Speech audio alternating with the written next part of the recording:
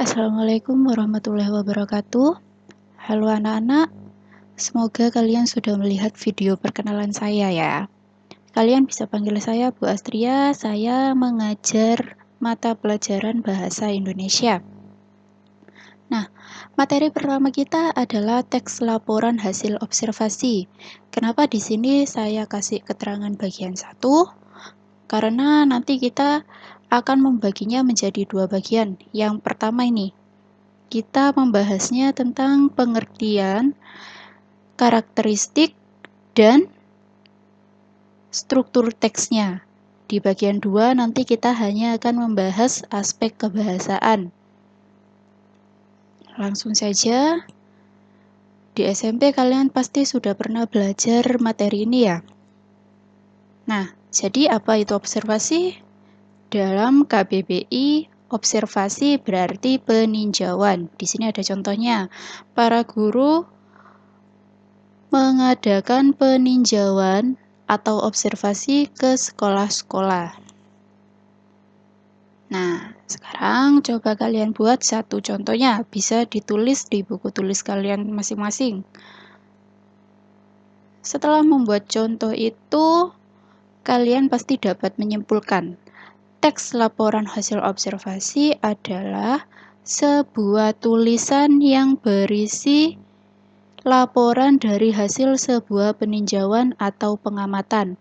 Nah, di sini kenapa saya kasih warna merah? Karena dia adalah kata kuncinya. Observasi intinya adalah peninjauan atau pengamatan. Nanti kalian juga akan menemui beberapa tulisan yang dicetak merah, itu adalah kata kuncinya.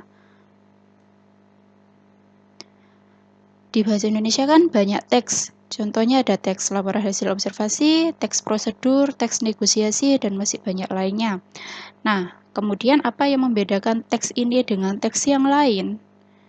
Di sini membedakan itu sama dengan ciri khas atau karakteristik dari teks ini, teks laporan hasil observasi. Yang pertama, teks LHO harus bersifat faktual, berdasarkan fakta yang ada.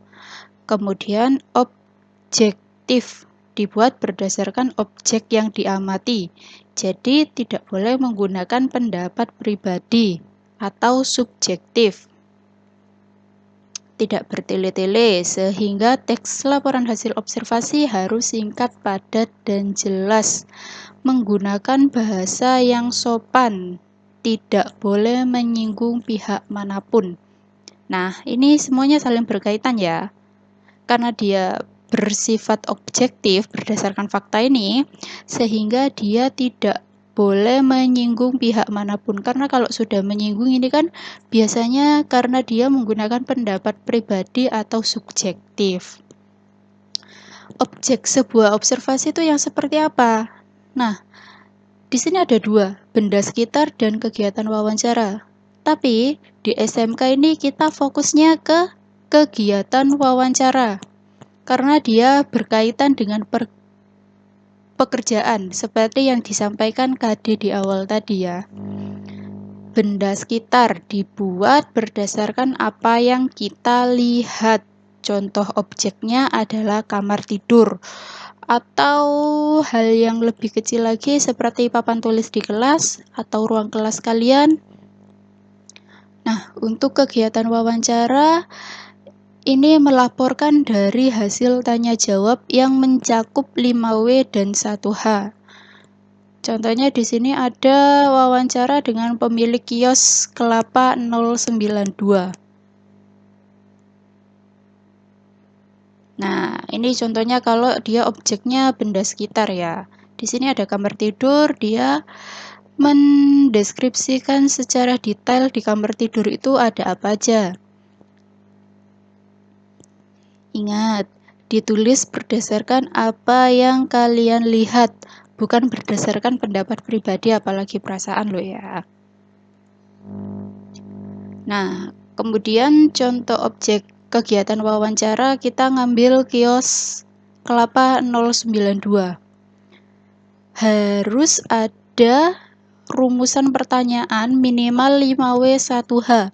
Kalau kalian mau menambahkan, misal modal awalnya berapa, suka dukanya menjalani bisnis itu apa, atau pertanyaan-pertanyaan lainnya yang masih seputar tentang objek yang kalian wawancara ini.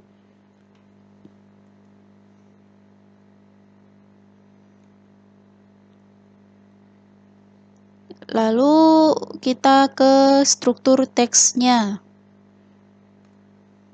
Nah, di sini kan saya pakainya deskripsi. Kemudian kadang ada beberapa sumber lain, kadang soal-soal latihan juga dia menggunakan pernyataan umum, menggunakan definisi bagian, pernyataan manfaat, definisi manfaat. Nah, ketiganya ini sama saja, jadi kalian nggak usah bingung lagi ya. Kemudian yang namanya struktur ini harus urut dari awal, tengah, dan akhir. Tidak boleh diacak, misal manfaatnya dulu, kemudian bagian, baru umum, itu nggak boleh. Struktur yang pertama adalah deskripsi umum. Nah, di sini dia menjelaskan tentang konsep secara umum. Contohnya kita kan tadi ngambilnya kios kelapa 092. Karena dia menjelaskan tentang konsep umumnya, jadi kita ngambilnya ini. Ditandai dengan ini. Biasanya di sini adalah menjelaskan tentang jawaban dari pertanyaan yang apa objeknya. Itu ada di deskripsi umum. Yang kedua adalah deskripsi bagian. Dia di sini lebih detail atau rinci. Kalau di objeknya benda sekitar, dia menjelaskan ciri-ciri bendanya. Kalau objeknya hasil wawancara, dia menjelaskan tentang siapa, kapan, di mana, dan mengapa. 4 pertanyaan itu. Nah, ini contohnya. Ini ya, karena dia rinci dan detail, biasanya dia paragrafnya lebih dari 1. Karena seharusnya satu struktur itu adalah 1 paragraf. Kemudian terakhir, deskripsi manfaat, menjelaskan tentang manfaat dari objek tersebut. Nah, di sini biasanya menjelaskan jawaban dari pertanyaan yang bagaimana. Nih, bagaimana Pak Wahidin menjalankan usahanya? Di sini jawabannya ada di sini. Kalau kalian punya pertanyaan, silakan tulis di kolom komentar ya. Misal file ini saya upload di Google Classroom. Nah, kalian kalau ada pertanyaan langsung di situ aja. Soalnya kalau personal chat biasanya pertanyaannya itu sama. Kalau di kolom komentar kan enak. Satu pertanyaan nanti saya jelaskan biar nggak ada pertanyaan yang sama lagi.